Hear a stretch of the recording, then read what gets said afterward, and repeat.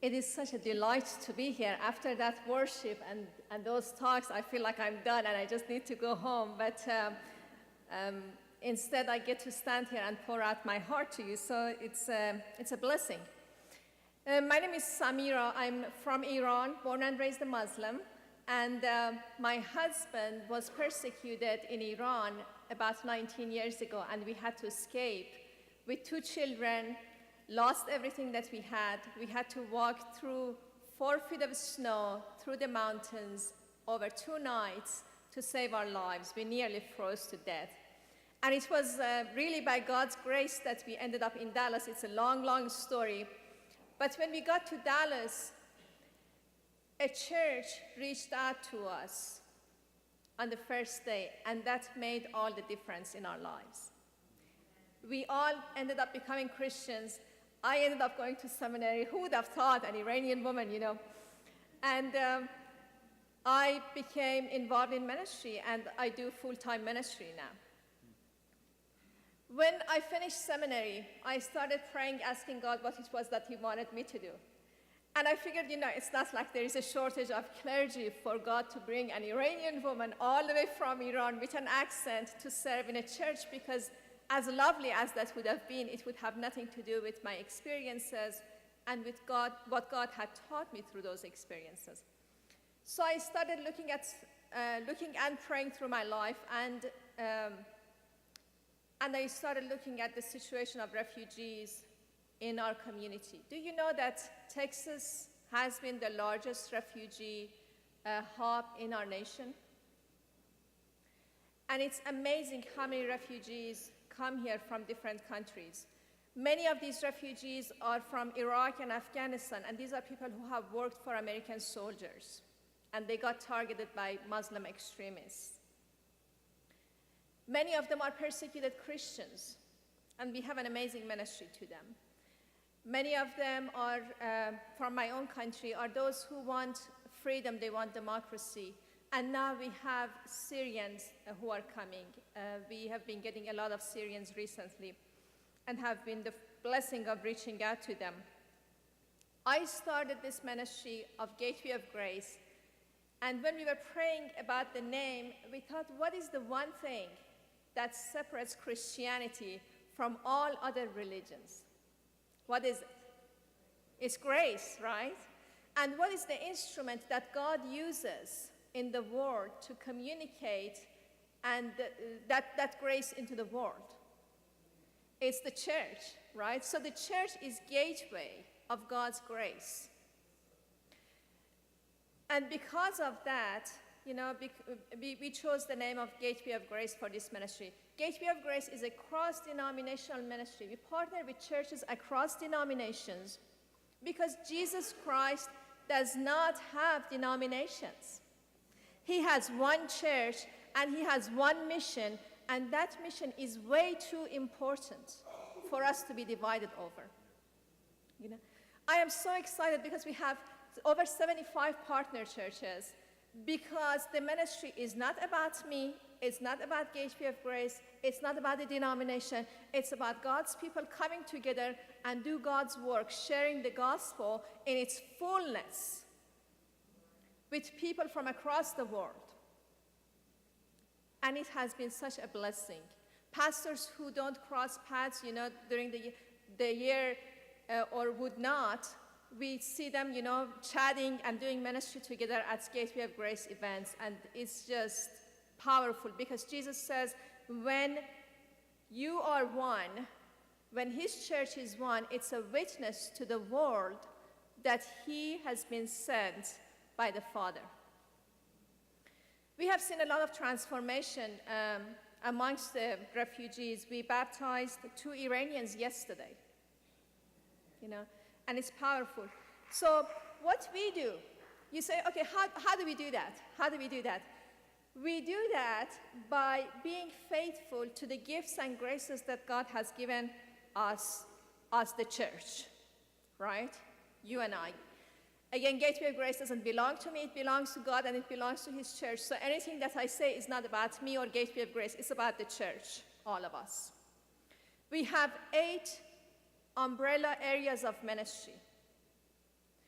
And what I do, I'm a church mobilizer. I go to churches, I mobilize them, I help people deal with their fears, prejudices, and sometimes just the unknowing, the not knowing how of stuff, right? And we form refugee ministry teams and we train them. And then we connect them based on their gifts and graces to the refugees. I want to focus only on a few areas of ministry for this, that we have for the sake of time. One of them is our education program. Like my friend here said, you don't need to be a professional English as a second language teacher to help refugees learn English. You can do that. If you have 2-3 hours per week, we need you. You can make a huge impact in the life of a refugee, you know. We have a baby shower ministry. Last semester at Gateway of Grace School, we had baby showers every week. And you know what? These new refugees now are coming and place themselves in a Christian environment because they want a baby shower.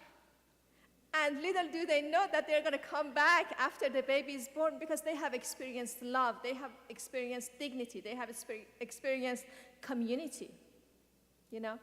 So it's a ministry to the mom. We have a lot of moms at our school, and these are oppressed women. It's also a ministry to the dad because at each baby shower, people receive about $1,000, you know, depending on the church that has sponsored that, worth of baby stuff. And that's a lot of money for the refugees. So it's a ministry to the mom, it's a ministry to the dad. And sometimes these refugees who have no family here, you know, they Skype those baby showers into their countries. And we sit in Dallas, Texas, and pray with people sitting in Afghanistan and in Iraq. You know, how awesome is that? How through something as simple as a baby shower. We are so excited, you know, I mean, it's really an amazing blessing. And the other thing that we do, an area of ministry, is our events. When my family and I came here 18 years ago, Christmas and Thanksgiving would come and go, you know, and we had no place to go. We didn't know what was going on, what the event was about, you know, but we could see all the celebrations and party goings and gift givings, and we didn't even have money to buy a pie, you know. And it was extremely difficult. I would just sit at home and weep. I was homesick, we didn't have anything, we didn't have a car. It was miserable. So when I started Gateway of Grace, I knew that I wanted, around the holidays, I wanted the refugees to experience holidays and to know what those holidays are about. So we have a Thanksgiving dinner that's coming up on Thanksgiving Day. Last year we had about 400 people. And we give gifts away, and we, you know, we just reach out to them, we build relationships through those events. And another thing that we do, those are the opportune time and the natural times for us to share about the event. For example, at our Christmas party, which we had about 300 people, we shared about Christmas. Why do we celebrate Christmas? You know? So we get to share the gospel without being coercive, without being disrespectful, because it's the occasion, right? For Easter egg hunt, we had over 600 people. And we got to tell the story of Easter, because Muslims don't know that Jesus was crucified, don't believe that, therefore he wasn't raised. So we get to tell those stories, and we have seen a lot of transformation. And we have seen a lot of transformation, not only among the refugees, but also among our volunteers. I'm going to share one quick story. A few years ago, when I first started the ministry, I was doing everything. And there was this lady from one of our partner churches who didn't like immigrants, didn't like Muslims, wanted all of them out of this country.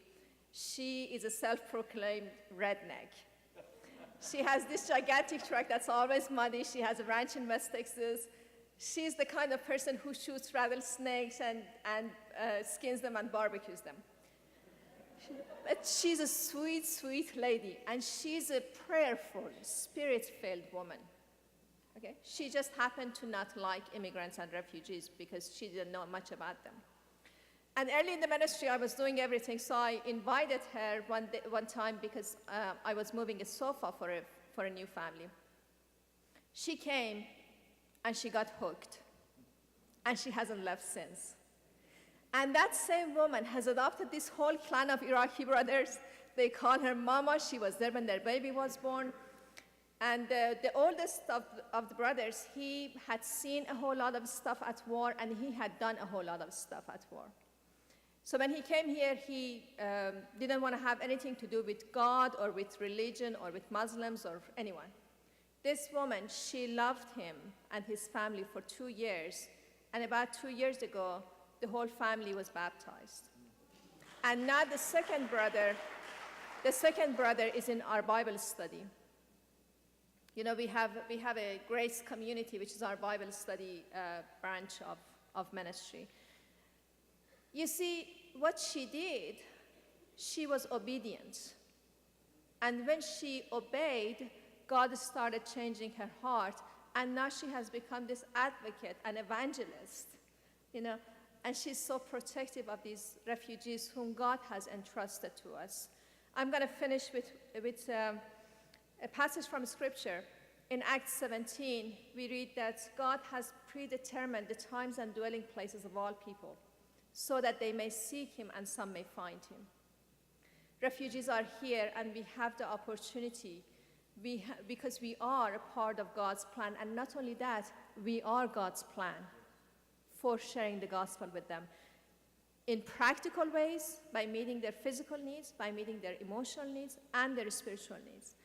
And it's not hard, folks. It's easy, and it's rewarding, and it will bless all of us. If you are interested, I would love to talk to you. If you're a pastor, I would love to talk to your churches, and and it doesn't have to be the only ministry that you do, or if you are involved in other ministries, God may be calling someone in your congregation who is not involved in ministry, into this kind of ministry. I have much more to say. If you're interested in learning more, we have a workshop tomorrow, and I look forward to hearing from you. Thank you.